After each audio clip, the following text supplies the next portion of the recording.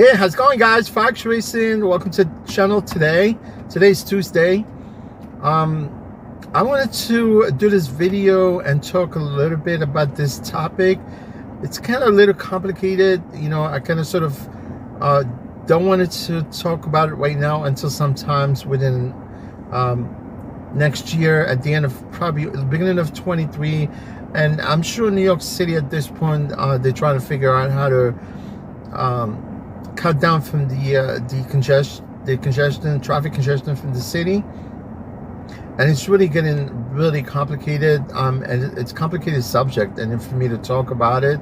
But I know back in 2018, between 2007 and 2008, right? We had the governor, we had the mayor of New York City. His name is Mike Bloomberg, right? Mike Bloomberg is filthy rich, happened to be the 10th richest man in America today, and he basically bought himself into the city hall. You know, he had no political ambitions, whatever. He just decided to be mayor, right? And he basically, at one point, he became a mayor. He ran for the second term, right? Normally, as a mayor, you're only allowed to run for 2 terms, right? Which is 4 is 8 years, right? So what Bloomberg did back then, because he had so much money, he basically bought himself into City Hall again, and he basically bought himself into the 3rd term. You know, he became a mayor for the 3rd time. And then what he did, he broke the term limit, because there's a term limit, right? So he broke the term limit and he became a mayor for the 3rd time, right? So, and then at one point he left, but when he was a mayor of New York City, between 2007 and 2018, he submitted his proposal, you know, to the state capital, Albany, right? To sort of, he submitted his legislation to Albany so they could implement the congestion pricing, where they could start charging drivers to driving into the business zone, which is the part of the lower part of Manhattan from 61st Street all the way downtown, you know, like you see in the map right here, right? So that part of Manhattan happened to be called the congestion zone now. And what back then Mike Bloomberg did, he submitted his legislation, his proposal, and they turned it down. You know, they turned it down back then, so they voted on it. It never passed, and they gave the chance to the next mayor to submit the proposal again, right? So Bloomberg went by. We had de Blasio, right? De Blasio never talked about the congestion pricing, although they spoke about it, but now it seems like they're very serious about passing this congestion pricing. And I'm assuming that more likely it might not happen again, where they might have to actually submit it for the 3rd time, whatever. But it seems, since this governor, the new governor, because you guys from New York, and I'm not sure if you guys from other part of the lower 48, our governor of New York disgraced, what's his name? Not Mario Cuomo. Mario Cuomo, that's his father, Andrew Cuomo, right? He was ousted, right? He resigned because of sexual conduct, whatever. And then what happened? His lieutenant governor, her name is Hochul, right? Kathy Hochul. She's the one that took. She became actually the governor, because she was lieutenant governor, right? So she took over. She actually became the governor after he resigned, and she seems like she wanted to sign this into law, you know, because she's talking about the congestion pricing herself. And with the new mayor also of New York City, they more likely they might pass this congestion pricing. I'm gonna tell you something, you know, because in London they did it during Bloomberg administration, right? And it passed in London, but in London they had to actually raise this congestion pricing 3 times by the time people stopped driving into London, right? So now, if you want to drive to London from the outskirts of part of London, then you pay like £30. That's more like $35 or something, US dollars. So And it eventually happened, but people still actually paid to get into London anyway. So even if they pass this congestion pricing, it will still, people still gonna drive, because some people got money to burn, so they're still gonna drive. So they're talking about the congestion pricing, and they're talking about some of the zone within the congestion pricing. That means the more you drive into New York, lower part of Manhattan, the more you're gonna be charged, right? From $9 to $23, right? So the problem is right now is how you gonna implement this congestion pricing, and not to hurt the little guy. What I'm talking about is the rideshare drivers, taxis, that basically they drive people into the congestion zone, which is 61st Street below, all the way downtown Manhattan by the financial district.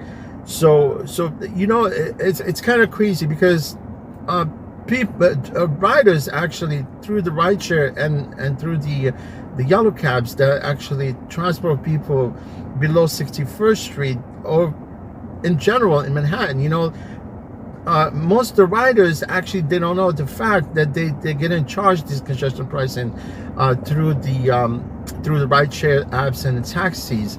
If you could go, if you drive for Uber Lyft, especially in New York City, if you could go to the breakdown of the trip, you can see actually there's a $2.75 congestion pricing, which is being charged to the passengers. You see what I'm saying? So the riders, they don't even know that they're getting charged this $2.75. And if this congestion pricing passed right through the governor's office, and the governor signed on it, right? Unless, you know, if some otherwise this, you know, get tossed out. I'm sure all of this congestion pricing, it will be passed on onto the riders, right? And the riders, they're not going to be happy to pay this congestion pricing, because obviously, you know, like, you know, most of the people that come and drive into New York, some of them, they do work in the congestion zone, which is the business part of Manhattan, right? So this is not going to basically affect people that literally wanted to drive and get to the point where the zone, which is basically happened to be the lower part of Manhattan, the congestion zone, right?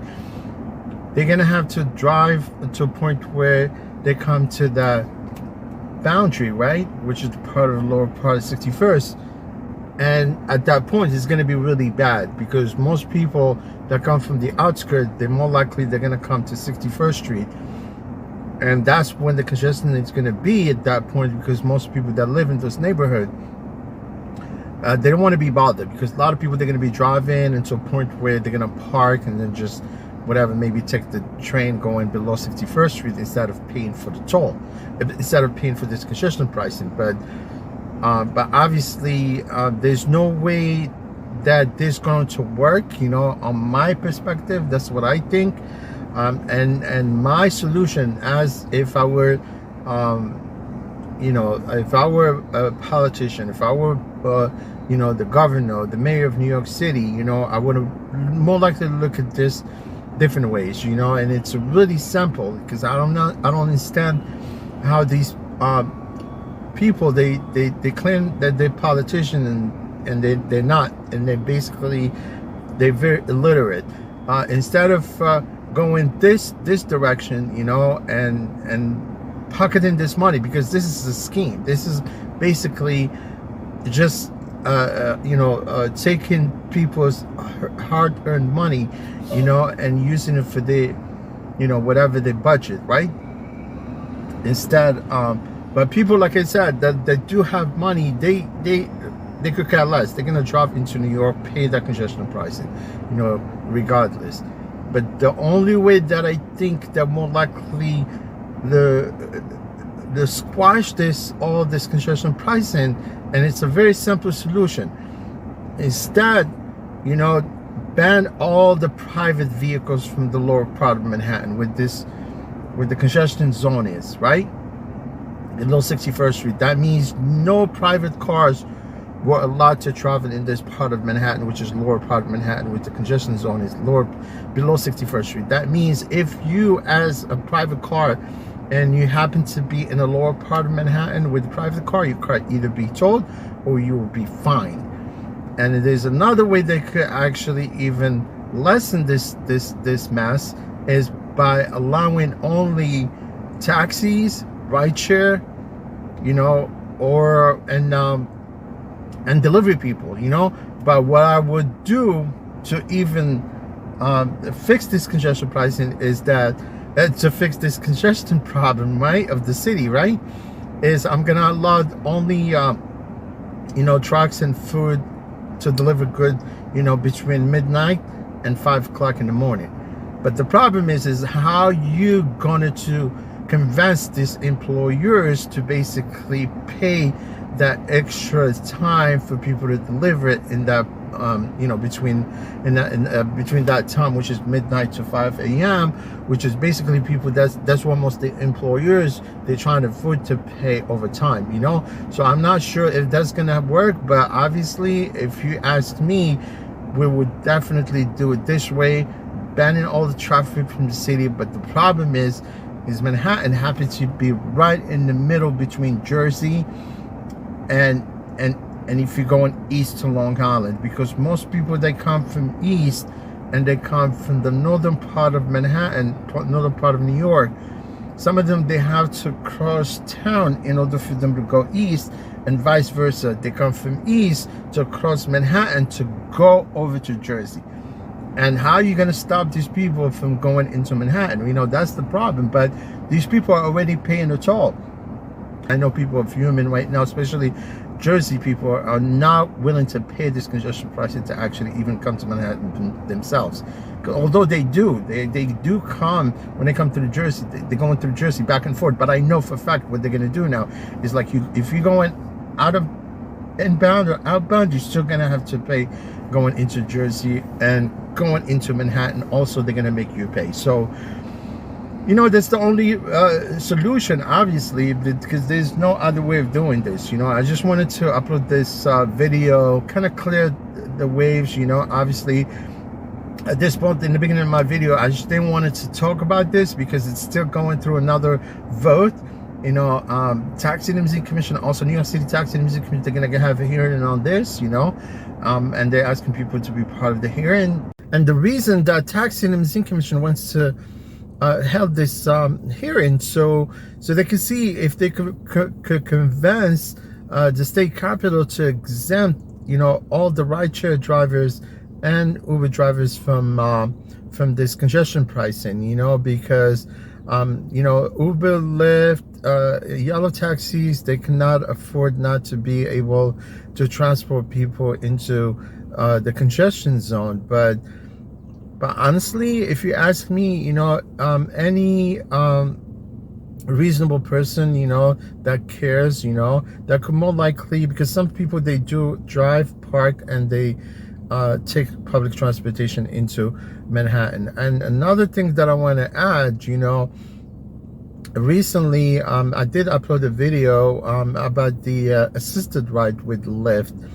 You know, Lyft and Uber also, they just came out and they announced that they want to get themselves into the non-emergency medical transportation, because I could read about this proposal for this congestion pricing, where the city, they planning to exempt, you know, all these non-emergency transportation, medical transportation, and also they want to exempt all these you know, any transportation that is involved with medical transportation, they will be exempt from this congestion pricing.